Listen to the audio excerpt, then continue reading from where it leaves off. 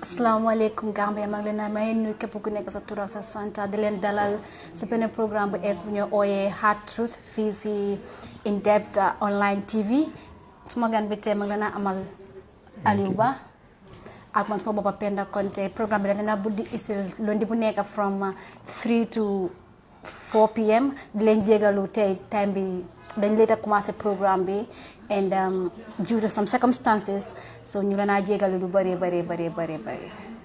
léegi ma bàyyi suma gan bi tamit nuyoo. waaw balaa ñuy dem fooda dama bëgg a clarify one thing dégg naa nga yaa ngi introduce Alieu Bah at the initial stage ñu bari lu ñu xamutoon am na ñoo xam ne xam nañ ko but most of my followers lu ñu xamutoon moo nekk ne Alieu Bah that one is a Facebook name my real name is Pa Karamo Dramé alias MICKY li tax ma use Alieu Bah bi sax moo nekk ne suma papa bëggul ma involve affaire politics te man dama bëgg a former président si suma xol bi bëgg a APRC si suma xol bi so loolu moo waraloon ma doon use Alieu Bah pour défier pour suma papa bu mu xam ne man maa nekk si page boobu moo tax soo demee MICKY booy bu foofu noonu less political issues la fa de discuss yeah pour clarify Alieu Bah boobu is Facebook name. ok di la jaajëfal di la dalal beneen yoon waati si programme bi Alieu Bah askan bi dañ bëgg a xam kuy Karamo. waaw man maa ngi dëkk originally waa Bara. foofu laa demee school SO primary school from there ma proceed to branding from there ma proceed to gum trades. From there, Madam institutional level Gambia Technical Training Institute, where I was studying electronic specialization.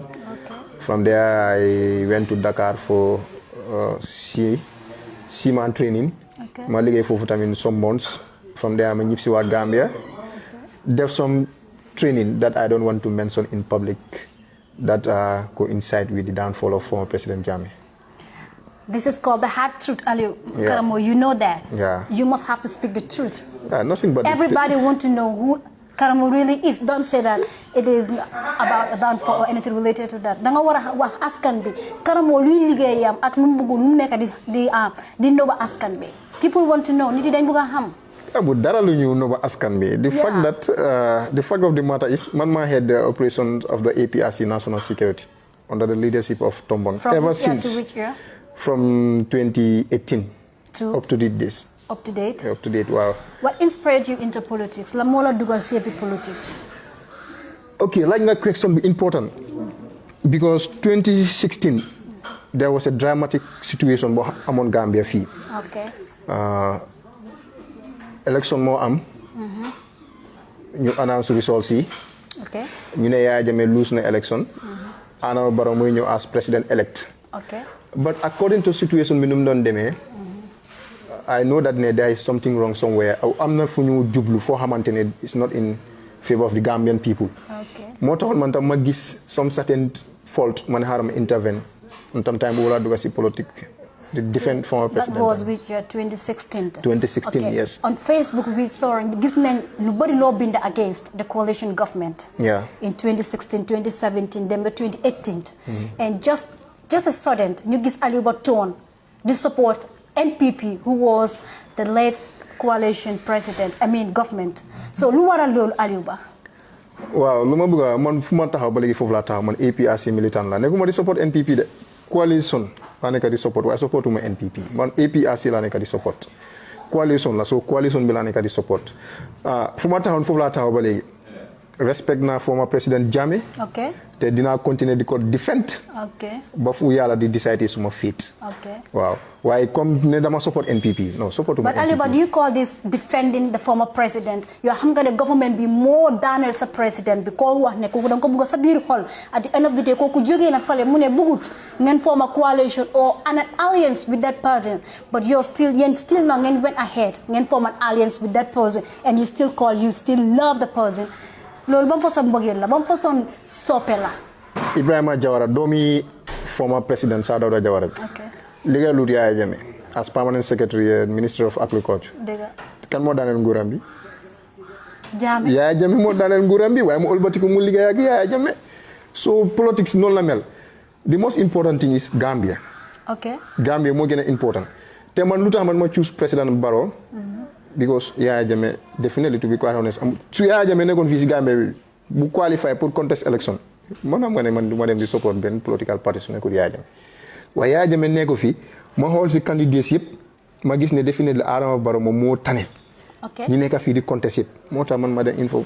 but majority of the Gambians, most of the Gambians, they don't vote for Barrow. They vote against UDP, Lawyer Darboe.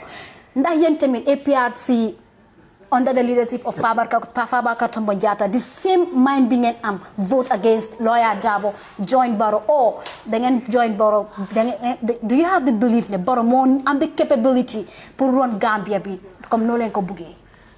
Loolu lu ma si wax moo nekk ni am na waaye am na man lu ma gis moo nekk ni man suma boppa li tax ma support Adama Barrow loolu bokk na si mooy lan benn UDP they are very aggressive. Okay. UDP politics of deception lañ lay def. Okay. Saga. Okay. Disrespect. Okay. ñoom duñ amuñ benn policy boo xam ne boobu lañ deseel Gambians. Tey laal nañ fi bëgguma involve into these tribal issues. We said the truth. So speak go deep. laal nañ fi poli. laal nañ fi joolaay. Okay. laal façon xeet boo xelaat laal nañu ko fi. soo demee ñoomi man foofu laa jógee amoon na benn meeting bu fa amoon man maa ngi taxaw foofu maa ngi dégg gars yi seen xaw ma seen chairman la xaw ma seen la wax na wax yu garaaw. ba di wax ne xeet nangam ñoo moom Gambia bi that is not normal. Gambia belongs to all of us. As far as you are a bona fide citizen of this country, you have a share in this country. So definitely benn political party war to operate si agenda tribe. Okay. No. te UDP loolu dañ ko min di def dañ dee min di promote this issue of tribalism te Gambia is bigger than that.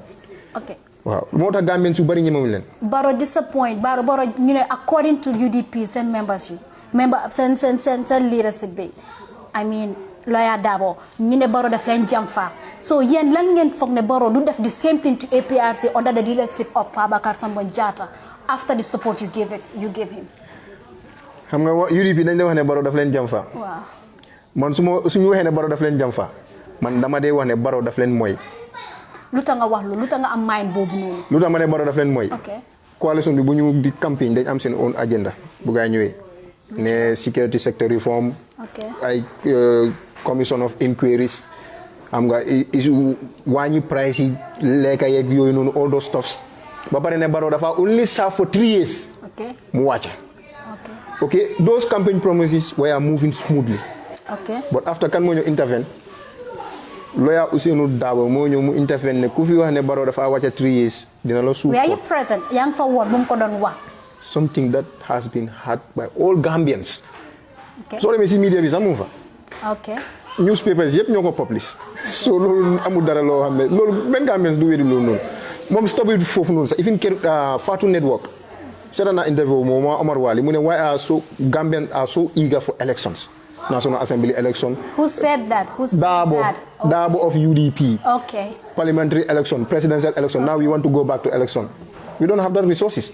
Darboe loolu la wax foofu la commencé di jam fa moom si boppam de di betray Adama Barrow si boppam because Adama Barrow moom si waa moo nekk coalition president seen candidate bi. How can you say that Darboe must start to betray Barrow? At the end of the day, we see Barrow must sack Darboe from his position as a vice president and as the Minister of Foreign Affairs. yow man ma ñëw jël la ma ne la yow yaay suma baay ma ne la seetal place bu la neexee ma appoint la foofu noonu nga ne ma foreign affairs minister nga toog foofu man suma booba sax ma gis ne foreign affairs minister sax foofu dafa tuuti nga ñëw nekk suma boor as vice président nga ne déedéet vice président léegi dafa tuuti yow man fu ma toog foofu nga bëgg a toog lan ngaa def waa ji ma ne la déedéet léegi demal nii ma dem nii président yaa dafa neex de toogu bi dafa neex laajal Saa Dawda Jawara ak former président Jammeh. According to Jammeh mu ne ngeen support give your support to Mama Kandeh la bëgg ngeen jox force mu ne Gano at the end of the day mu ne Mama Kandeh then why still went ahead with Barrow after Jammeh bëggul ngeen form an alliance with NPP. With due you said you are fighting for Jammeh. You said you want Jammeh's freedom. You want Jammeh to come back. Then why still went ahead to form an alliance with NPP? Sorry. With due respect to former President Jammeh. Somebody that I will always respect. I'm not your hand. So go ahead and respect with Yaya Jammeh. Bugut Yaya Jammeh. Especially so when you look what the full you know bugulo Yaya Jammeh. Lulu boko na. Wana yo bugulo kuko wa. Nobody didn't go there. Man, I'm a vocal person. So nobody didn't go there. Man buguma Yaya Jammeh. su ma bindee dara ma post sax su loo xam ne dafa xaw a controverse tuuti ak Yaya Jammeh tuuti ñu ne bëgguma ko waaye nekkuloo gi nga nit ki soo ko buggee da nga ko wax dëgga bokk na si Yaya Jammeh te lu bari lu ko xaw a yaaxal si government bi mooy façon yooyu noonu dañ ko dee bàyyi mu free dañoo gis ne lii baaxut mu ngi si dugga sax ñu bàyyi ko mu free duñ ko nangoo wax there was a day in Kanilai Lord Mayor mu ngi fii moo nekk benn vidéo am na benn vidéo boo xam ne soo ko seetaanee da nga dee dégg mu ngi wax ne I will live for you and die for you. Who said that? Jammeh. Jammeh said that. That was Jahad Doucouré bu mu ñëwee pour influence ko pour mu ban FGM time boo la doon waa jigéeni Gambien si ne I will live for you and die for you.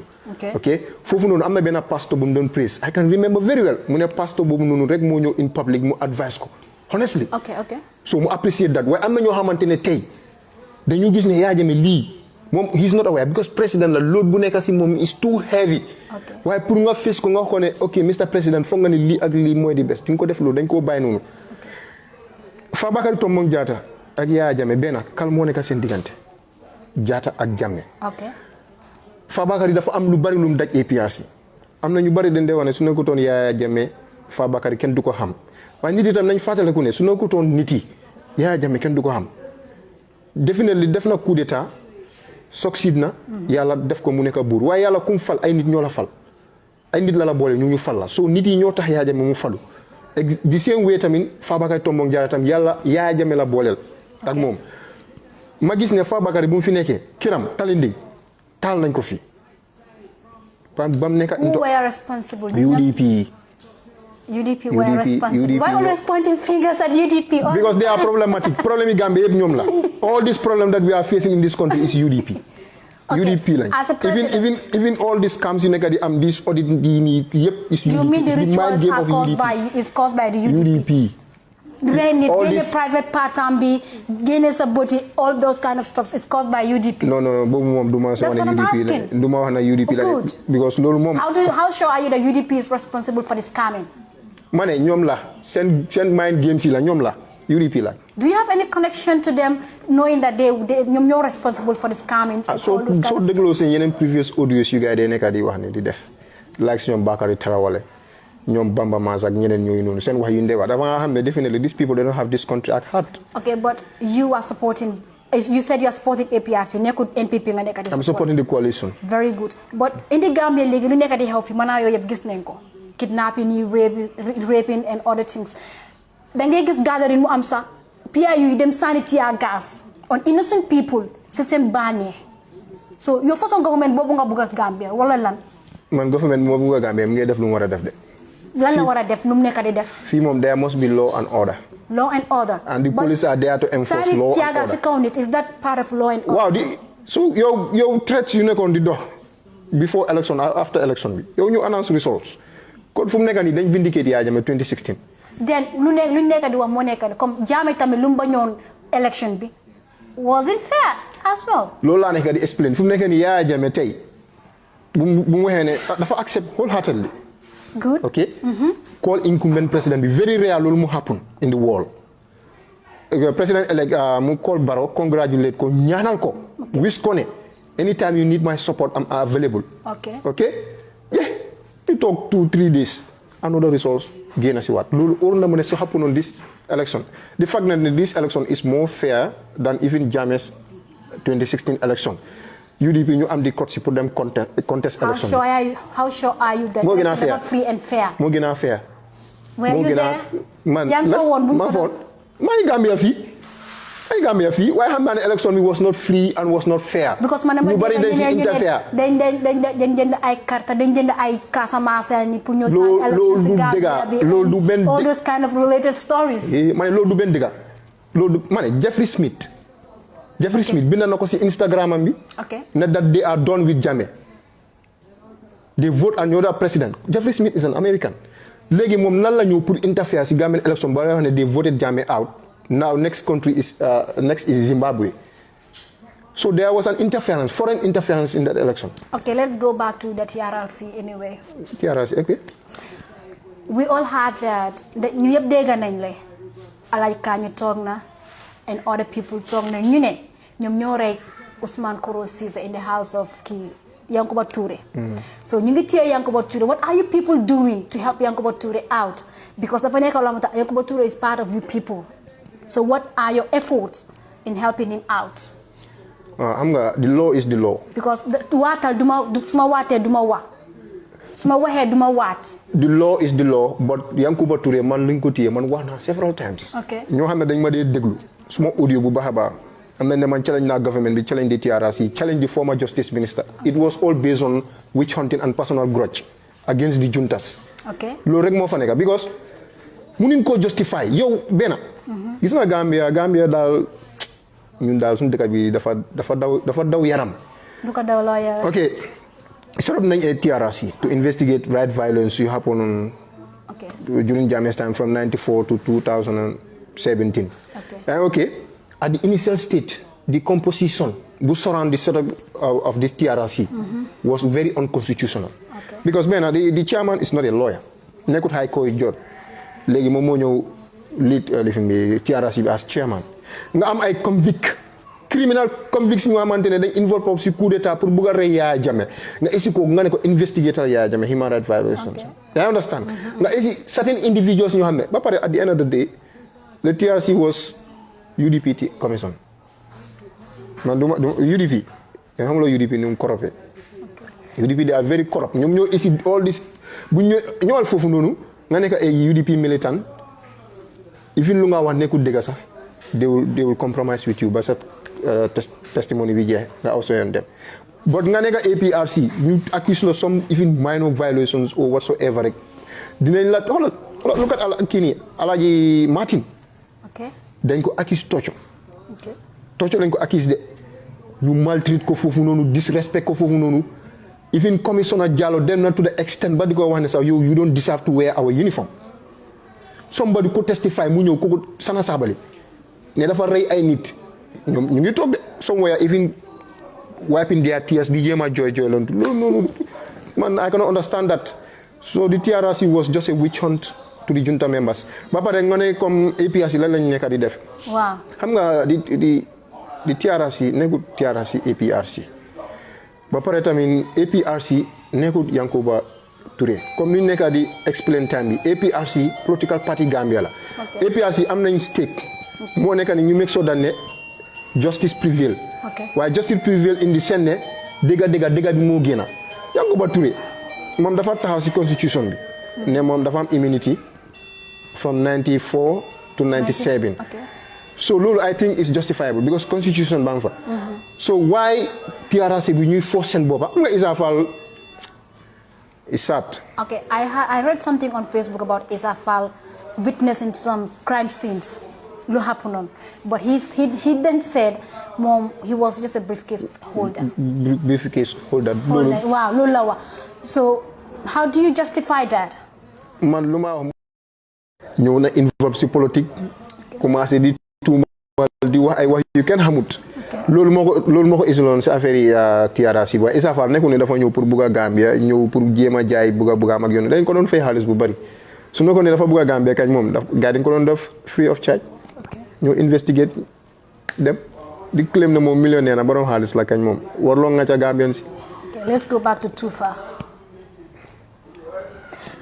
jigéen laa comme moom but he said some certain things at the TRRC mu ne Jammeh daf ko dee tëddoo from si gannaaw.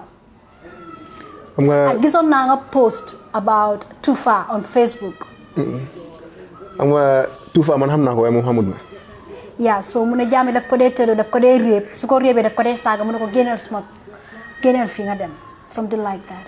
So yow sa comments yooyu noonu about Tufa how too sure are you that loolu moo really happen Jammeh bi diggante Jammeh ak Tufa do you really think Tufa lu mu nekk di wax accuse Jammeh dégg la. non bëgg naa nga wax si lu ma bind noonu because lu ma dee bind si affaire nga ne Tufa daf dee send text di laajte kañ lañ la naa invite waati State House because dafa miss State House bi si miss coming to the State House when will they be invited again. xam nga comme lu ma explain moo nekk ne there was a day boo xam ne gars yi dañ ñëwoon fële na la State House so bu gars yi ñëwee moom si boppam moo njëkk a dem xam nga président bi comme toogu yi mel ni président bi fële la dee toog xam na ne président bi fële la dee toog foofu la njëkk a dem toog si boori président bi xam nga nit da nga war a teey man ay na allégation si nga xam ne wax na ko si former président bi man nekkul loo wax si former président bi dama ko dee gëm waxoon nañ fi ne Yaya Jammeh dafa poison State House ba Adama Barrow su ñëwee su ko inhalé rek dafa dee economic seen commandant bi François Ndiaye wax ne loolu du dëgg amut wax nañ fi ne Yaya Jammeh yaayam dafa dee vesi élection bi loolu amut si TRRC bi su boppam ñu njëkkaa ñëw testify wax nañ ne di current security advisor to President Barrow Badji was present at the firing range bu ñu execute November 11 ñu defoon coup d'état bi only Edward Singati moo ñëw mu rescue ko ne even Badji was not around Kombo moo to be present at the range xam nga kooku vindicate na ko so néegu ne ku ñëw wax si TRRC bi lu ñu wax si affaire Yaya Jammeh ñeneen ñi dañoo ñëw pour ut fame ñeneen ñi pour ñëw pour wax rek moo ma ne pour xaj na ñu compenser leen ñu am some couple of thousands of dollars or whatsoever loolu moo leen isi si TRRC and I can swear to the Holy Quran ne am na ñoo xam ne loolu moo leen fa isi suñu wax sax da nga ko dee xam this is common sense nekkul artificial science ne ñeneen ñi dañoo ñëw foofu noonu pour wax rek yaxaderi Yaya Jammeh yaxaderi APRC am na ñoo xam ne dañ doon def foofu sax di politique di campagne against APRC si naka la nekk di campagne ma ne da nga daf laa óor ne lu nga wax nekkul dëgg si la ba samate dem na foofu wax ne Yaya Jammeh daf doon sacrifice ay liir Issa Fall as lead counsels ku dee pretend to be very tactical waroon naa mun a cross examine si la ba samate ba xam na si la ba lu mu wax si affaire xale yi dëgg la wala du dëgg te xam na ne du dëgg Issa Fall si boppam dem na kandidaay ok bu mu demee foofu noonu ñu dem si Crocodile Pond bi pour jéem a seet naat foofu dañ fa doon sànni ay nit yu gars yi doon claim ne dañ fa dee sànni ay nit yi jasiti di ko lekka ok zookeeper bi foofu wax na ko mu ne ko fii musuma witness 20 years maa ngi fi musuma witness ñu sànni fii nii nit to be quite honest waaye nanguwut a show that part daf ko skip you mean dañ dem to the length about the investigations pour xam lu really happened about that accusations loolu kese la tuumal Jammeh ne daf dee rey ay liir di ko sànni si jësit yi yow nga xool tuufa bu muy nekk di testify téye sa book sa paper nga toon this date ni téye waat toon this date loo dem seto ba pare ñu xam nañ ñoom but it could be possible dafa remember time bi date bi ak day bi it's possible lan moo tax waxu depuis time boobu maybe this opportunity la nekkoon di xaar this opportunity ba xamoon na ne opportunity bi dina am yow dem nga exal kañ moom génn nga daw nga dem waxal waaye nga toog ba nga xam ne setup nañ tiara sa nga commencé di lu Fatou Camara moo ko may I don't know xaalis something like that ak benn tubaab mention na turi tubaab bi what is the relationship between Fatou Camara and former President Jammeh is it cordial seen diggante cordial and about Fatou Camara dama musoon a read about yaa ngi ko screenshot a conversation post ko Facebook nga ne daf day ñaan former president bi xaalis daf dee send message read naa ko sax sa lifin bi sa Facebook bi daf dee send message di ñaan Yaya Jammeh xaalis I cannot remember that. I can still remember that yaa ko post da nga ko screenshot nga post ko on Facebook that was long time ago then Jammeh was newly time mu demee Equatorial Guinea yeah no because I cannot remember if I said that then boobu mun naa nekk it was a screenshot because du ma dee bëgg a wax lu ma xamut moom waaye pour muy ñaan former president bi yeah because according if I can still remember the text mu ne ko ne naka la waxal say mu may ma xaalis maa ngi screenshot la waaw soo wee screenshot la xaj na waaw I can fully remember screenshot bu nga nekk di wax boobu dafa am ku ko seen man dama jël ko post ko foofu but I don't know message bi too sure ne Fatou Camara moo ko wax wala déedéet yow bu nga wax screenshot bi sax maa ngi ko remember screenshot bi dafa am comme doon discussal Equatorial Guinea about money waaw maa ngi remember loolu noonu waaye I am not sure whether screenshot boobu dëggal wala du dëggal waaye xam nga politics but you didn't have just posted something that you are not sure of it's politics advantage politics to that length? Yes. Accusing someone? Accusing someone. Ñaata yoon lañ accuse fii former President Jammeh man suma booba sax dañ ma accuse fii how many times ne man lifin la mercenaries la réunion si dañ ma train pour may rey nit loolu daf di dëgga it's not true. Okay, what was the agreement between the APRC and the NPP outfits? The APRC executive, I can say, under the leadership of Fabakary Tombong Jatta, the agreement. Man xaw ma ko de waaye su ma xamoon agreement bi sax du ma ko wax over the media du ma ko wax because def nañ fi protest pour demand Yaya Jammeh mu ñib si waat Gambia ñu dem AU ECOWAS UN gars yi dafa am certain portion boo xam ne boobu la gars yi pick si pétition bi ñu dem publish ko si yeneen media houses yi ñu campaign that against us So no matter this time, this memorandum of understanding between APRC and NPP. But you have to just name a few, if not everything, but just maybe one or two things. One for sure that Nakowa. Okay. More the unconditional return of Yaya Jammeh. Yeah, Jammeh. One. That is why one. Why decided to say that and refuse saying ngabanya one? But Jammeh should come back to this country. He is a citizen of this country, a former president. He's in exile. Not in exile. Yaya Jammeh, they would exile. They would exile? No, they would exile. Really? Yaya Jammeh, Africa feel like exile word bobu non sibo bugu mako use. Dafa travel. Give peace a chance. By the morning, for them exile. Give peace a chance. He has to come back to this country. So they would exile. He has to. Yeah. It's a must. You people said Sol Badji dañu ñipsi. The executive then fight on Sol Badji be gaay ñipsi. Why were they arrested? Did you arrested at the end of the day? Lena la gaay nit yi wara understand. Dégg na ñu bari ñu xam nga suma gaay notu alliance bi. Ñom ñoo dey use benen fraction ñom Lamin Tamba ak gaay ñom ñoo dey use lolu against the legitimate APRC national executive. Who are the legitimate? Honorable Fabakary Tombong Jatta and his executive members. Those Lamin Tamba and the co are not. They are not legitimate. Just photocopy. That's what you're trying to say me. They just photocopy APRC. I'm not going to say. I'm not going to say photocopy. I'm not going to say photocopy. Luma Monica, those people, they are breakaway. Breakaway. Breakaway. Breakaway what? Because you can't just say breakaway and stop. They have their own breakaway name. What? Breakaway what? They have their own name. Their own name. NAM. No to Alliance Movement. Okay. So that's why you consider them breakaway. Breakaway right? group. No, because Mama can't address them like that. So you people also decided to call them a breakaway. But they are breakaway. They're not breakaway. Money. Guy, I mean that legal mandate. Because you were all fighting together. APRC. You were all fighting together. You stood by each other since 2016. Yes. Till recently. Glad that young one you nekon benan. Yeah. Till 2017. What brought Lamo is a Sen Haja lobby? With due respect to former President Jammeh. Okay. Jammeh mako kos. Okay. Jammeh mako kos. Because man dama xamne definitely kula jox agn jox lan digu koku sula digé rer. Okay. My friend, nala ko jox. So under no circumstances Honorable Fabakary Tombong Jatta ak Yaya Jammeh you am division. Politics are warutona duga sen digante. Okay. Politics warutona duga fofu nonu. I can remember there was a phone call. Okay. Jammeh was telling Tombong Jatta ne ntenite politiko man tara ntenite tema sign. Badiala bi ni tema. Okay. In Mandinka. Okay. So definitely manama fogne kon politics warutona duga digante former president ak Tombong. Okay. Amna leneen lu warono duga sen digante lu uté politics. Ba pare comme situation mu démé ni billahi wallahi ta'ala all God fearing militants APRC militants xam nañ ne Tombong definitely is man of the moment when it comes to politics. Gisuma Gambia fi challenge na anybody mu ñew on board. Haruna Jammeh was killed in Kanilai and it was under Barrow's nguri Barrow happened and Barrow waxu dara ci lolu and you people are still here chanting Barrow lu waral lolu taxaw leen ngeen seek justice for Haruna Jammeh as an APRC militant. I don't know Jatta or Jammeh. Man bu incident bi happen man sama dem na fofu nonu. Did Barrow send any delegates?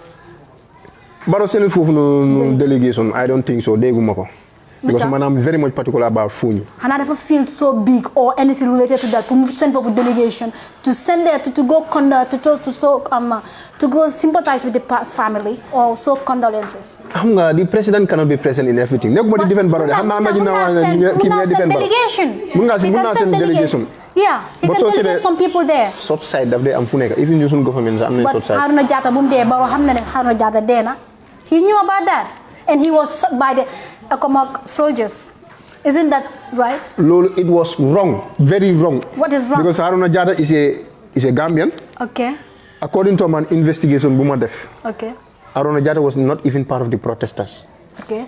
Because mom daf non samanak, but yon mum audit them, guy gis ko ñu suspect ko, shoot ko. Ñoo ko gis suspect. Economic, the Senegalese forces, duñ economic sa. Senegalese forces, you nekon. Why were they present in the Gambia but you shot an innocent man? Lolo no security advisor bi President Barrow as commander in chief ak interior minister bi ñoom ñoo war a answer loolu noonu ak National Assembly members Gambia National Assembly members. everybody is quiet about that ku nekk mu ngi noppi. seen responsibility la because I believe ne amul ñaasi. moom mi nga xamante ne constituency am la ñuy gën a present. raise na loolu si National Assembly bi since 2017. but jëluñ si benn step. ok yéen as APRC militant still now da ngeen a taxawal seen boppa pour député élection député bi wala da ngeen a joinaati Barrow. xam nga coalition bi nii dañ ko def pour reconcile Gambia. because gis nañ waaw pour reconcile. fight UDP. UDP if it is ñun suñu dematoon coalition so UDP duñu win Gambia. but they claiming that they won the election. no UDP winning election bi UDP naka ñu winning election bi. UDP suñu waxee ne ñoom election bi dañ ko sàcca man xam bu Yaya Jammeh bi kon naka lañ war a wax kon. because two different results ñoo génn. two different results. waaw am na results yu génn ñu ne UDP ñoo fa win. ana results yooyu. I think maa ngi amee yeneen suma phone bi I have some on my phone. boy photocopy mën nañ ko fi def loolu is very simple. so ñu ñoo the same place ñu ne Barrow moo fa win so you call that transparent. ñoom amuñ toon ay polling agents. ñoom amuñ toon polling. UDP amuñ toon polling agents. am nañ ko ñu ne si IEC building bi lañ defee everything rigged elections okay you people said the same thing 2016 you said the elections were rigged by the coalition government and IEC and the same thing history repeats itself again and you said the election is free and fair loolu naka la mën a possible yonent bi mu ne kamaatu diinu du daanu lu nga rek dañ lay fay UDP dañ sàccoon 2016 election bi su nekkee election bi tam dañ ko sàcc. is it only UDP or coalition government UDP ñoom ñoo play the leading role. But Halifa Sallah was there. Other party members were. dégg loolu ma la UDP ñoo play the leading role su nekkee ne sàcc am na ñoom ñëpp a si bokk de waaye the leading role UDP ñoo ko play. then Halifa Sallah also. Halifa Sallah mun na. gisuloo ñoom xam nga Halifa Sallah bokkoon na si coalition bi. ok. winut election. ok. UDP bokkoon si coalition bi. ok winut election. te these two people are key figures in 2016 elections.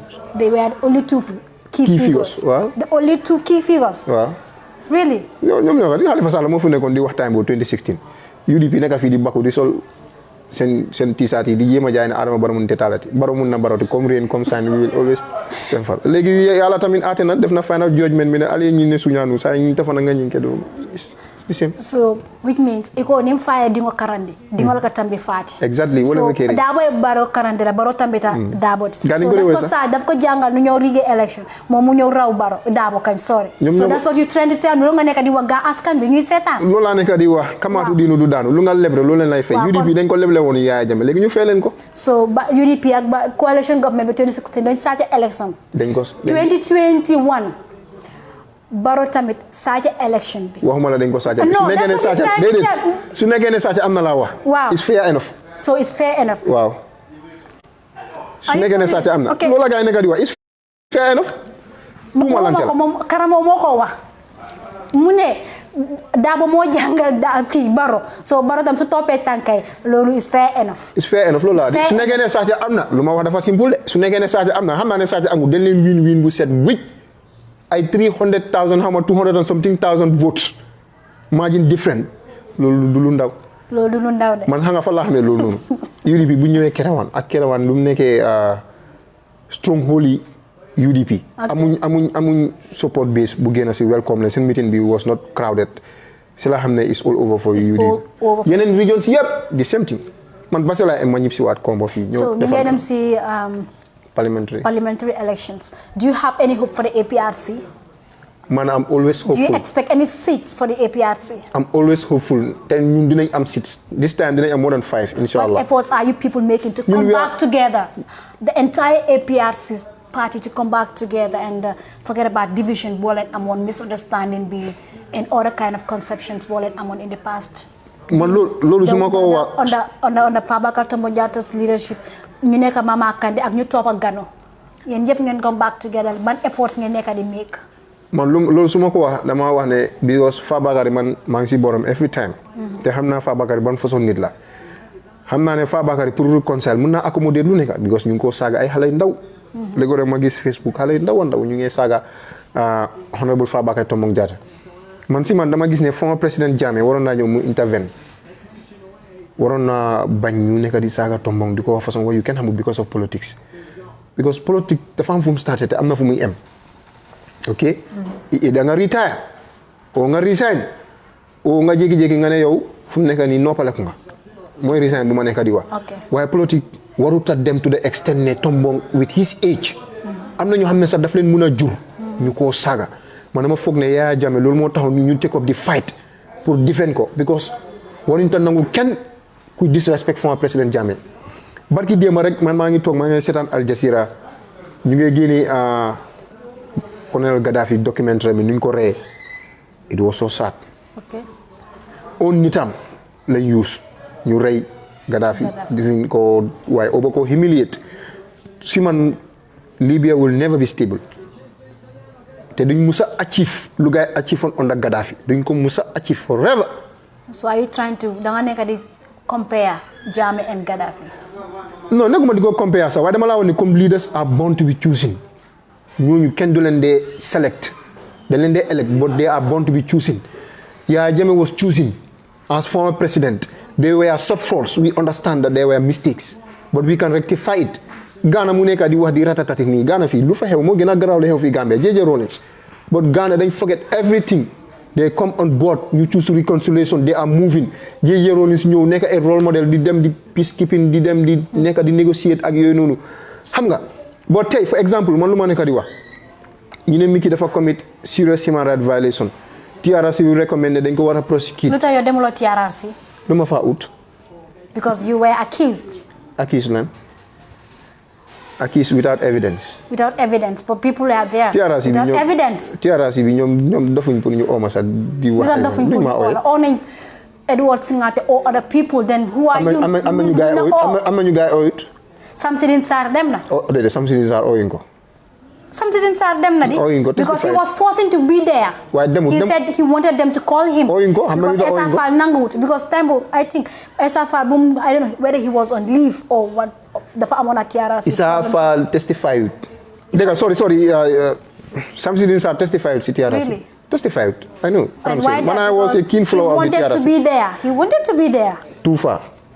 Kum allege ne ko mo ko don drive at State House landing. Who is Landing? Landing was a driver at State House. Kogo la accuse ne kogo mo ko don drive to go to State House Yaya Jammeh. I would want to have Landing. Well, anyway, Landing mo movie. But Landing join go opportunity for mo testify. Why? Was Jammeh really in love with or in a relationship with Tufa? Wala daf ko bëggoon a taka as a second wife? Yow suma waxut sax war nga xam ne Yaya Jammeh ku fonkoon jigéen la jigéeni Gambien. Just a question goes straight to the point. Non maa ngi ñëw si sa relationship with Tufa wala daf ko bëggoon a taka. maa ngi ñëw si sa answer bi.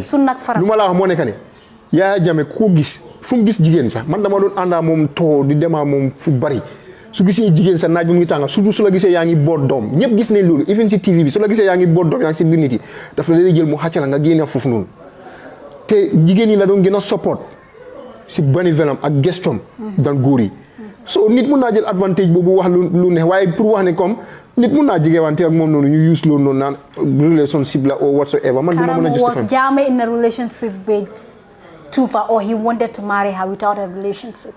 Is it a yes or a no? There are a lot of beautiful girls in the Gambia here. So you mean to say Tufa is not beautiful? No. I'm not going to die 10,000 times. They were protocol officers. You know, on State House. You got die 10,000 times. So Jammeh wonu ñooñu dara. Then why Tufa? Lan?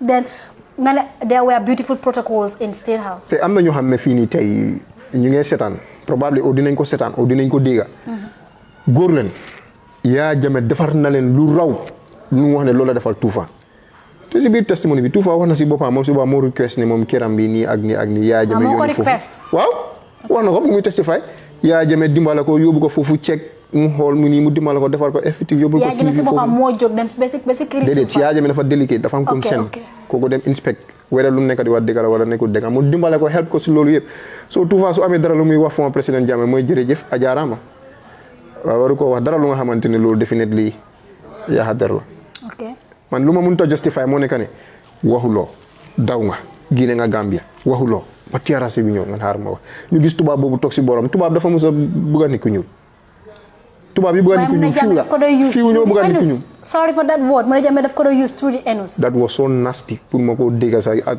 lu ma dama ne TRRC bi ñoom seen boppa sax dañ yab Gambian si because ñoom am na yeneen testimony yoo xamante ne sax dañ waroon a bind guidance for parental guideline guidance at least 18 years above war koo déglu waaye kooku di testify imam yaa ngi toog ñeneen yaa ngi toog di wax ay waxi nasty yooyu noonu that was so disgust to be quite honest ñun day am tradition day am culture and we should respect it. Islam mooy suñu religion 19% of Gambians are Muslims dafa am yeneen utterance yoo xam ne war la koo def in public. Let's go to Rambo Jatta because dama read benn message am on Facebook mu ne Jammeh is a killer, Jammeh is a murderer.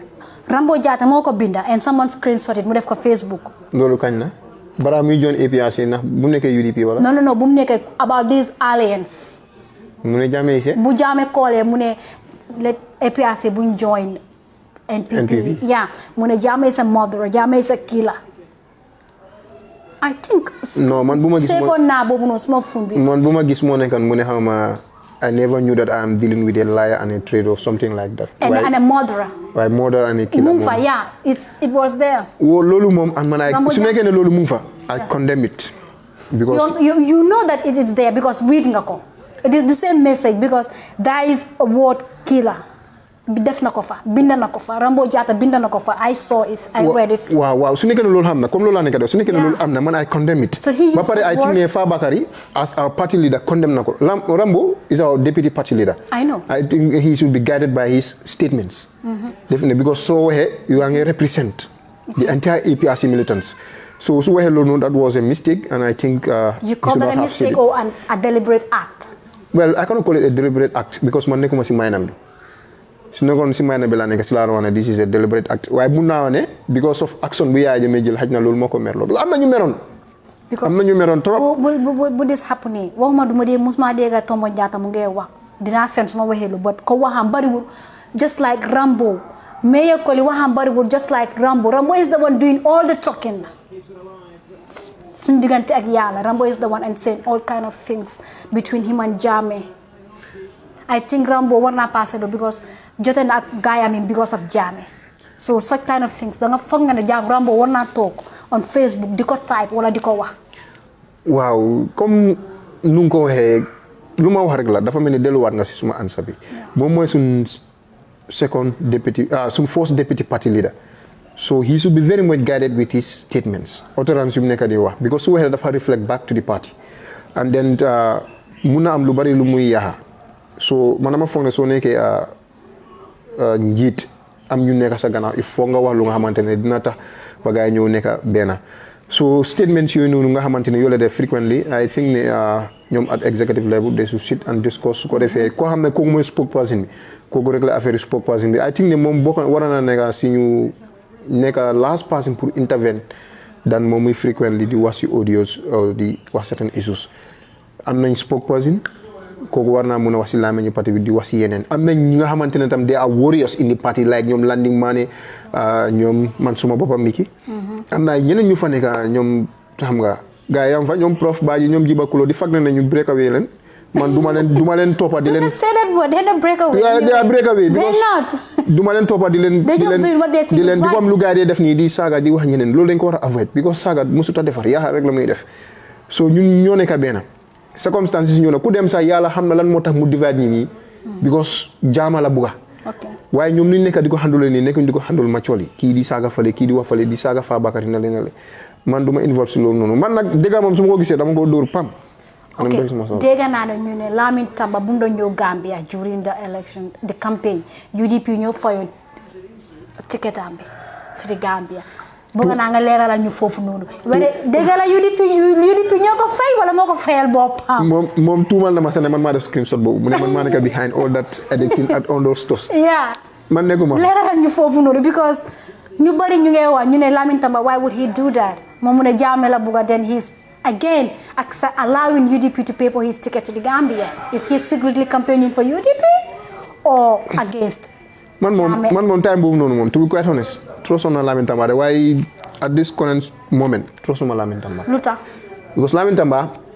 moom he was ñun bu ñu nekkee di defend Yaya Jammeh pour seet naka lañ ko delloo back to State House during the 2016 political impasse lu nekka leen doon def loo xelaat nag pare woon nañ si anything pour make sure that ne Yaya Jammeh remain na at State House but Lamin Tamba mu ngi bis on Facebook di binda di wax di castigate Yaya Jammeh bindal lan di castigate about what and on what ah mu ne Yaya Jammeh rey na Fooñi ñu baax yu fa nekk yëpp. ok mu ne Yaya Jammeh defu dara Fooñi lu dul benn hospital. ok mu ne Fooñi ñu nga xamante ne ñooñu dañ war a tekki yëpp Yaya Jammeh tëj na leen. ok mu ne lii nekkul affaire yi bëgguma dugal lu su lu no just go on it is the truth. mu ne lii nekkul affaire yi soose yi la ak yoonu because dafa laaloon Yaya Jammeh dafa laaloon soose si mitinam bi Talindi mu ne nekkul affaire loolu but Yaya Jammeh la against all Gambians. so fasa nit ko su nekkee ne wax na loolu mu ñëw mu ne moom dafa mistake mu apologize te yow ku nga nekk di against yow waa kooku yéen a jógee di same area from Fooñi. ok yow mun la understand loolu nga ne kooku dañ la doon mislead moo tax nga ko doon against. yow nga ñëwaat situation bi nga war a nekk yow more trust worthy than any other executive members nga xamante ne ñooñu la nekkoon foofu noonu since the July 22nd revolution. that is a big question mark. pour ma laajte ko so man Yaya Jammeh duma ko blame because being a former president. Do you think Lamin Tamba is the brain master behind between Yaya Jammeh and Fabakary Tombong Jatta? hard talk nga wax man lu ma wax moo nekk ne ok Lamin Tamba has a role in it. Lamin Tamba has a because Lamin Tamba lu mu doon wax ñu ngi doon try pour reconcile si suuf. ok pour seet naka la ñu solver problème bi balaa Yaya Jammeh di def phone call boobu in Kanilai. ok but Lamin Tamba message am bu mu wax after Yaya Jammeh the same message la relay in Kanilai. the same message. The same message. What was the message about? Password. Okay. This word Lamin Tamba mu ngi ko doon use and some of ñi nga xamante ne ñu ngi si nootu alliance bi léegi ñu ngi doon use word boobu. the same word la so yang doon bàyyi xel si seen word si. am ñoom APRC ñi nga xam ne MICKY kii is a very good observer man dama dee observe bu baax ba pare dama dee monitor bu baax a baax lu nekk di dox APRC so obviously dama dee real situation bi tamit xam naa ne Yaya Jammeh was ill advised. I am 100% sure ne Jammeh was advised by Lamin Tamba or any other person. ma xam naa ne there are certain individuals ñu advise Yaya Jammeh wrongly. Because Yaya Jammeh dafa sack the entire executive and he appointed new executives. Man loolu And si still, but the former executive are still sticking that they are the legitimate party leaders. sack. The word sack Yeah. was not appropriate to be Why? used by Jammeh. It was not advisable for Jammeh to take that action. Why? Déedéet dama xam ne comme Fabakary am na ñoo xam ne xamuñ Yaya Jammeh. Okay. I'm telling you. waxuma ne comme gis nañ ko nii de waaye xamuñ ko. miinuñ ko comme ni ñu miinee Fabakary Tombong Jatta soo xoolee Fabakary Tombong Jatta su génnee ambiance bu mu di am that spirit in APRC. nekkaagul si nootu alliance and leaders. Okay, I'm let's go telling you. back to the difficulties in the Gambia, the high prices. The president is mute about that. Do you still voting for that kind of man who is still not saying anything about? Anga man lii daf day interesting trop su ñu waxee na comme léegi am na ñu nekk di ñu agis di wane yéen a vote président Barrow. Yeah. yéen a extend termam bi léegi su nekkutoon président Barrow kan la. Su nekkutoon président Barrow. parce que xam naa ne du UDP. Mama Kandeh. Mama Kandeh mënoon naa nekk Mama Kandeh waaye comme man lu ma xam moo nekk ne ndax Mama Kandeh tam su ñëwoon. My question is, what is your take on Gambia num naxaree soo demee si marché bi everything is tight. lu ma advice président Barrow moo nekk ne. Everything is lu ma tight. advice président Barrow moo nekk ne président su la nit yi jiitalee. Okay. the welfare of your people should be your number one top priority. Okay. te président Barrow dafa war a focus si loolu noonu. na seet the right people mu put leen in the right places ñooñu di ko advice honestly.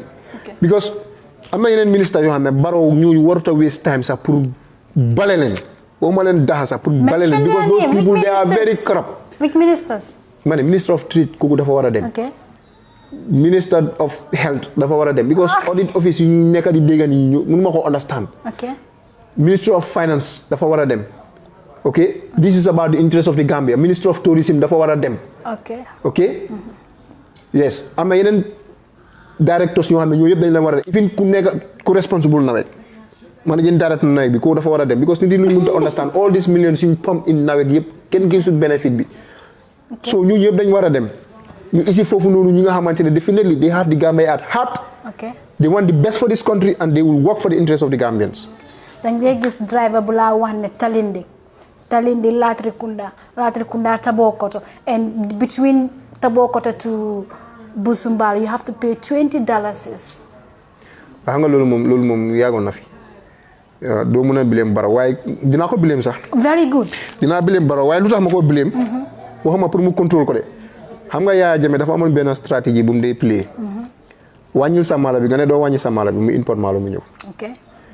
jaayal mburu $5 nga ne doo jaayee mburu $5 mu tabax bakery Kanilai bakery farm ok wàññi leen seen pass nga ne doo leen wàññi seen pass mu isi ay lifin GT ama GPTC public transport yi nii mu isi ko waaye at the end of the day yaayee bu mu demee lan la gaa yi nekk doon wax nii kano waafi ay kano waafi nii jumbo waafi ay jumbo waafi nii poobar waafi ay poobar waafi léegi poobar boobu ak kano boobu leen la nekk di face léegi difficultés boobu noonu baro kana kanjo waafi de akana poobaro waafi de ali ntol fango nga waafi ntol fango nga sang ntol fango la ka campaign against Jammeh leadership manke chakanti ntol fango la ka funu so let's face the difficulties waaye maa ngi urge President Barrow tamit na look into the affairs of the Gambians seen cry na nekk moom boppa bu métier ba mu gis ne ñooñu soof na mu nekk boppam bu sedda gis nañ Amad Jite on Facebook crying out loud about Fatouba, saying that he stood by them throughout the campaign, throughout the elections. Tay Fatouba ñoo diko saga diko wax yeneen ni. What's your take on that? So that really happened? Benn side of the story laa diga mooy bu Ahmad Jite bi waaye man suma boobu sax foog naa bind naa Facebook about that te lu ma advice Ahmad Jite moo nekk ne sëy sakantuma ñuy wuja dafa oversensitive dañ dee gaaw a jotee te lu fulis leen dee jotee so Ahmad Jite moom yàlla mee na ko jàng na alxuraan he should have been very careful mu xam ne social media bi du dee yomba solve problème so waroon naa take time am mu console at least ñu xamante ne ñooñu la gën a trust ok even this coalition partners yi war naa am kenn ko xam ne kooku la gën a trust mu waxtaan ak kooku toogaa président bi ñu waxtaan ñu solve problème bi jigéen moom ñuy wujje moom problème bi la ñàkk seen biir waaye war a def loolu xanaa ñaari xanaa faat ba ak wujaam dañ amoon problème balaa Amad Jite di oo keneen toog waxal ki non to be quite honest man nag nekkuma seen biir but you said something ne war naa oo nit mu toog mu explain waaw lu according to moom lu explain loolu la nekk di fiis waaye nag Fatoumata Barrow ak Sadio Mballo dañ am problème loolu moom dëgg net li man xaw ma si dara xaw ma si na gaay am na because nekkuma ñoom foofu noonu according to Amad Jite mbiri podium la podium waaw mu ne affaire yi mic lañ ko ak fi teelul ko mic am mu ne loolu la ko fan Ahmad Jite to be quite honest nag respect naa ko trop te maanaam moom dañ dee waxtaan tamit ku ma jox cër la waaye xam nga nit ki tamit su wax dëgga ñëwee ñëw nga wax ko dëgga warutoon a dem Facebook di wax noonu he is a mature somebody waroon naa ñëw dal bu baax a baax ok Fatoumata Barrow tamit lu ma ko wax mu explain lu ma ko explain mu understand moo nekk ne because man tam dama di dégg ay yeneen ngunu am moom first lady that he is the mother of the nation dafa war a embrace everybody including his opponents her opponents rather ñëpp la war a embrace ñu nekk benn moom moo war a nekk ki nga xamante ne moom mooy bring nit yi together problème fu mu am bu mu hesitate mu jóg mu solve waaye su nekkee ne moom mu ngi am ak ñeneen ñi nga xamante ne they are very much close to President Barrow definitely dinañ gis ne definitely value position bi as first lady of the country mother of the nation but then again you as a person, if you were given the opportunity, the chance to advise Adama Barrow personally, what would that advice be? Well, my advice, President Barrow, number one, let him work closely with the Gambian National Army. Okay. In any country, security is their number one foundation. Okay. Without security, that nation is nonsense. Amu benjering. Okay. And in the Gambia, definitely security is fragile because yang man lena la object at the initial state te duma ko musa nangu no matter how I support President Barrow the president of Senegalese forces in State House lolu it does not make sense man xawma kan mako advise President Barrow why lolu is nonsense gis nga man I prefer ñu am Nigerians or Ghanaians at State House than you am Senegal because why you against them? Senegal is they are our neighbors and they are not friendly. Their governments are not friendly since time Jawara. Ak Jammeh. Nga ñew even Barrow they are not friendly. So nga ñew dugal but they are friendly to Barrow. Macky Sall is a friend to Barrow. Barrow cannot make a decision without Macky Sall. How so are you? How sure? Barrow is not security oriented. The general public said it. Barrow is not security oriented. Okay. Barrow nekkutoon soldat, nekkutoon police, nekkutoon prison officer, nekkutoon immigration. Barrow is a civilian. Loko wax ci affaire sécurité loolu la muy foog ne loolu moo am ñu xamante ne ñoo nekk ci kan moo di advice Barrow about security Badji Who is Baji? Mooy security advisor Mamadou Baji. Okay. Moom mooy security advisor am waaye nag bu ne Baji rek moo nekk because lii stakeholder la. Okay. Di nga am chief of defence staff am national intelligence service SIS director bi. am interior bi am kii how to call it. Minister of Defence. ñooñu ñëpp di are stakeholders to the security of this country so ñooñu ñëpp dañu bokk si ñuy advice collective responsibility la so ñooñu dañ war a try ñu advice président Barrow. ne ko ne ma ne it is time pour ñi ñu génn a State House. ok tey soo demee Fuñi ñaa ñoo nekk di patrol foofu noonu our own Gambian soldiers after that buñ humiliate Senegalese forces yi. because ñu bari dañ foogoon ne ñii moom definitely moom mooy loolu du loolu. After hearing President Barrow's message on the Independence Day at the stadium, what more were you expecting to hear from him? Was it the only message he delivered or you were expecting another or more of it?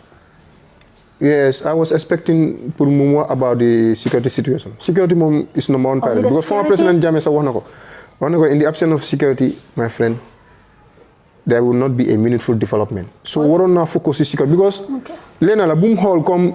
Gis nga dëkk bu nekk sa interest la man comme ni ma la ko waxee I work as a seaman maa ngi woon si port Dakar gis nga Dakar Sénégal seen ndox bi soo mistake ba nga jaala seen ndox bi nga nekk gaal boo xam ne da nga register Gambia nga mistake nga dugg Sénégal seen ndox bi within 10 minutes da nga jékki-jékki gis helicopter bu ñëw mu ne la let's move xam nga ñu ngi protect seen géej waaye da nga gis gaal boo xamante ne mu ngi register Sénégal mu dugg si biir ndoxi Gambien te Sénégal yi xam nañ ne dugg na biir ndoxi Gambien waaye du intervenir dañu wax dara because seen interest la dañ ko bàyyi mu nappa Gambie ba mu doyal mu ñëw duggaat Sénégal mu def so banta yi ñuy wax nii président Barrow dafa waroon a njëkk a xool interest yi Gambien because ñu nekk di deal ak affaire banta si they are Gambians président Macky Sall na joxe hefty compensation ñu compensate ko ñi nga xamante ne ñooy timba dealers si in return ñu stop this timber dealings. Why would Macky Sall do that instead of Barrow? Tey ñi nga xamante ne dañ leen deport dañ lay wax ne there is an agreement boo xam ne dañ lay compensate Gambia government si pour ñu deport ñi ak ñi. Interest la so Barrow loolu la war a def Macky bu mu ñu yàpp Gambia is a sovereign state. ok du mun a ñëw fii di ñu jéem a jaay politique bi mu nekk di def Sénégal foofu Sénégal sax nangu luñ ko loolu waxantuma la Gambia. so su bëggee am lu muy deal ak MFDC. na dem xama Bignona la xawma fan la mu dem check foofu noonu military base mu génnee soldats yi foo ñi soldats yi Sénégal yi nekk foo ñu génne leen foofu noonu doomi jàmbur yi dee foofu. What about the agreement he signed with the ECOWAS? Ban ECOWAS? About the ECOMOG. ma ne agreement boobu lately lañ ko sign. But Barrow is requesting for because police services also. Man loolu laa mënut a understand sax. Man how can Monica advise President Barrow to loan? Yeah, why would but our Gambian securities are international police instead of his policemen and women in the Gambia? Advice am la de. Ba pare ECOWAS tamit mo foog naa ne amuñ benn right to impose their own mandate against a sovereign state like Gambia. ECOWAS amuñ doole boobu noonu. Gambia is a sovereign state. The fact that we are member state to ECOWAS amuñ that right pour intervene wax li nga xamante ne loolu dafa supersede suñ constitution bi non. The constitution is the book of the land. It's the supreme law of the land. It supersedes any other law, ECOWAS law or whatsoever. So under no circumstances you are allow ECOWAS the new one and what if Barrow is not understanding that circumstances? Barrow war na ko muna understand as president and commander in chief. After you know all this about Barrow, why still stood by him during the elections? I want to correct the system that was corrupt. No, you said you were fighting UDP so that they wouldn't lead the country. Yes, I also want to correct the system because some boss in Angola ñom la lord me ñom dañ wax ne ñom nekkuñ ciuné. Okay. Te duñ ciuné ñom buñ commencé ba légui that's the real deal. Pour la correct system. No. Standing by Barrow. I mean, I called that you stood by him, not forming an alliance, but you stood by him. No, stood by UDP. Yeah, that was what you did. Okay, stood by Barrow. Yeah. Stood by Barrow also mean stood by myself. No. And my party too. Wow, I'm not selling the agenda of NPP.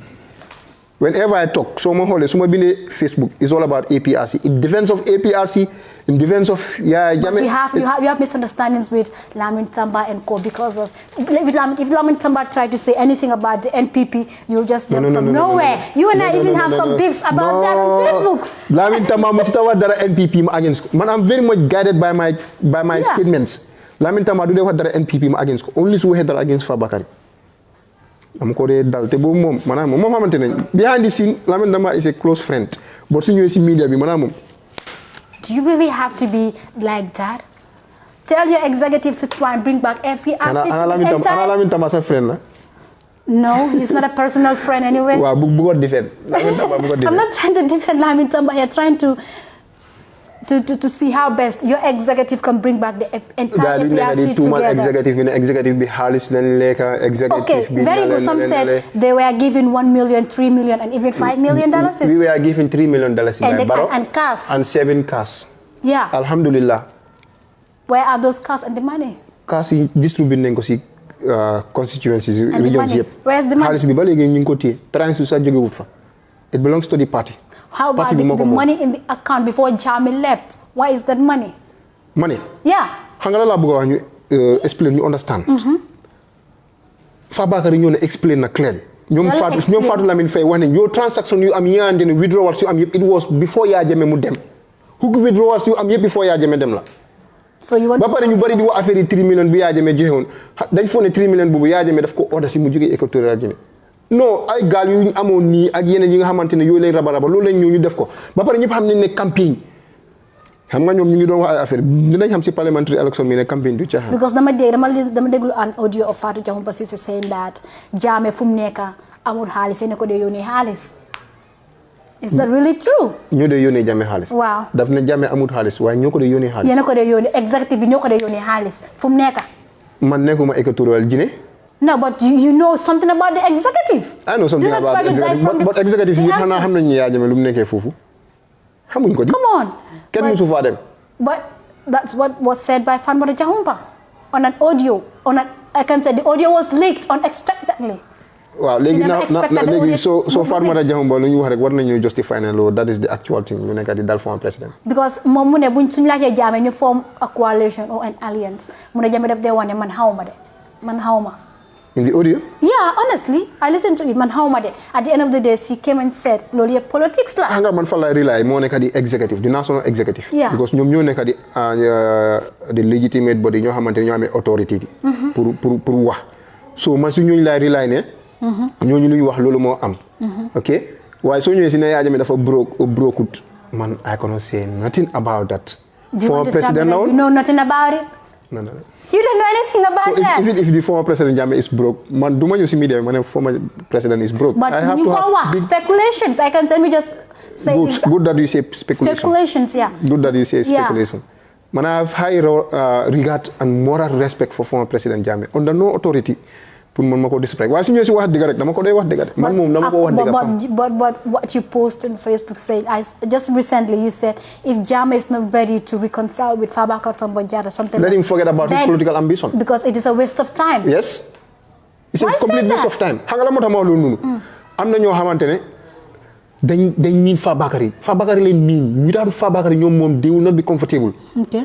There are thousands of militants out there ñu xam ne man am a vocal person ñu bari dañ ma dee call di wax man Mickey ñun de pare ñu te feeñ de waaye ñu ngi seen gannaaw foo leen dem ñun ñu fa ñu bari dañ ma dee call di ma wax loolu noonu but fooguloo ni APRC ñu ñëw tu génn loolu mooy dimbale Jammeh because ñeneen ñu dee wax ne dem leen ñun bëgguñ leen man politicien du wax loolu dem ngeen ñun bëgguñ leen.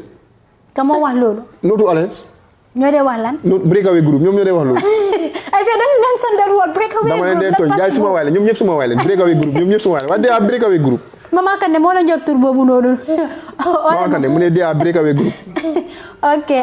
Breakaway group come again ngeen breakaway boobu noonu. waaw ngeen génnee tur bi anyway. ngeen ñëw ñu nekk APRC as one family. dafa am ñoo xam ne nag naa leen wax ñoo xam ne they are very bad element in that breakaway group. Waa de mention names. Duma wax seen tur. Mention names. Because dama bëgg a reconcile ñu woon ne call the names. non duma wax seen tur. because reconcile laa bëgg waaye am na ñu ràññale si biir nit yi oyal seen tur. su ma waxee loolu noonu. non oyal tur. xam nga la ma doon duma wax seen tur. non oyal tur yi. even benn wala ñaar ñetti tur rek. duma wax seen tur. Because dama bëgg ñu reconcile. You are not sure of what you say. An kañ. No, you are not sure. ñooñu xam nañ man xam naa. You are not sure. Are you still referring to Lamin Tamba? lan Lamin Tamba sa si la bokka waaye am na ñoo xamante ne am na ñoo xamante ne suma screenshot suma conversation defal loolu nga ma seen ko si lu ma def loolu noonu man ma bëgg a reconcile suma parti bi ba pare may def luy divide I will not do that so but am na ñoo xamante ne ñooñu seen ambition bi ñu am nañ ko drop nañ xool Jammeh as our supreme leader am na ñoo xamante ne billahi wallahi tallahi they don't wish Yaya Jammeh to come back to this country and they are part of that No to Alliance. One day, we want to know them. We will know. There will come a day we will know. And Jammeh will know. Opportunity for many people Jammeh will to know. And Jammeh Hamnan is presently commencé na di xam. Billahi wallahi tallahi. We want to know ñun tam dañ bëgg xam. We will know. There will come a day we will know. Xam nga am na yoo xam ne soo ko def doo ko because soo ko waxee rek kooku dina gid waaye bàyyi rek ñoom seen bopp dinañ feeñ. We just want to know. Call their names. You get to know. You will get to know. Am na yoo xam ne dañ wax ne Mickey dina noppi Mickey man yàlla moo ma wax loo APRC so yàlla rek moo ma noppi loo. Yeah. Anyways, the time is about flying out. I want you to give your final remarks. Well, Luma remark mo nekane I wish former President Jammeh. Former President Yaya Jammeh, I'm appealing to you as a former statesman and former president. You of recent won a peace award under the leadership of Honorable Fabakary Tombong Jatta. Gis nañ naka nga stane to solve the problem in Bissau, in Liberia, and other parts of the world. Use that opportunity and be part of a reconciliation that will unite Gambians. Put up all your efforts and work with the current president for the betterment of this country. It is not going to be easy because of one way or the other. The government of the day has caused so many damages in your properties, in your image, and the like. But work with the current administration to be part of reconciliation that will unite Gambians. These unite Gambians, division buko cause. They are bad elements of this country. Allah has exposed them. Set up a commission. At the end of the day, Barrow Bobam was targeted. Luma appealed to President Barrow Momtamin. Under no circumstances, I'm not a very bad element in Gambia. They call themselves civil rights organizations, societies, or whatsoever. They call themselves activists. They don't wish this country well. Anything positive about this country, they will come out and against it. But Mangla appeal your President Barrow too. Put up all your measures. Gambia reconcile. Vengeance, anger, prosecution will never unite this country. Imagine you're going to put up a recommendation for you prosecute Mickey or whatsoever. Mickey family lambi na dina jubo ak Penda family lambi. Nga buga prosecute landing. Na landing dina jubo ak Penda. It is not going to work. What will work is a united Gambia. We reconcile as a nation. Victims, they are victims, honestly. They are victims. You compensate them heavily. Then you work as a country. But prosecution, this Jeffrey Smith, Reed Brody, or whatsoever, I'm a lot of cakes on their table. Palestine, ñu ngi sona ñu ngi toro kan tegulen ko kudut America ti taxaw ci gannaaw Israel. We have seen Ukraine, gis nañ Syria, gis nañ Libya, gis nañ Iraq, gis nañ Afghanistan, okay, gis nañ Uganda, Rwanda, South Africa, Ghana. Those countries are moving. Gambia cannot be behind because of vengeance or whatsoever. Gisuma ben organisation bu nek di push reconciliation. So-called organizations you nga gis ni yep they are pushing for prosecution. Ba pare ñu nekk ci gannaaw lolu yep they are lawyers. At the end of the day they are going to earn a couple of millions while some of these victims, alleged victims, are suffering. This is not acceptable. You are the president, yalla yola tana, joxul la doole bi pour nga ñew di tej ñi di fal ñi, yalla lum dé wax moy reconciliation. Ya ayyuhalladhina amanu tubu ila Allahi tawbatan nasuha, hasa rabbukum an yukaffirukum shay'an wa yudkhilukum jannatun tajri min tahtiha al-anhar. If Allah is so merciful, why you as a human being? So lola am luma tejé may wax Gambian si ne remain patient, ñu faté affaire yi politics di conspire pour di bring some image down. Because so neke warlo against government, but it has to be very constructive. Okay? At the end of the day, Gambia la. Si yaho, sun image si dem, ñu ñëpp la sun image di yaho. The president bi kese but all Gambians. So let's work towards a peaceful Gambia, a united Gambia, and a developed Gambia. Lola am luma tije suma kaddu bi. Well, we saying thank you. ñu leen jaajëfal lu bëre bëre ci seen follow up bi di leen wax ne di leen dig daje ba lundi waati ñetti waxtu ba ñeneenti waxtu fii ci In Depth Media Platform TV bi jërëjëf ma la woon seen xarita Penda Konte nekkaloon fii ak Mickey.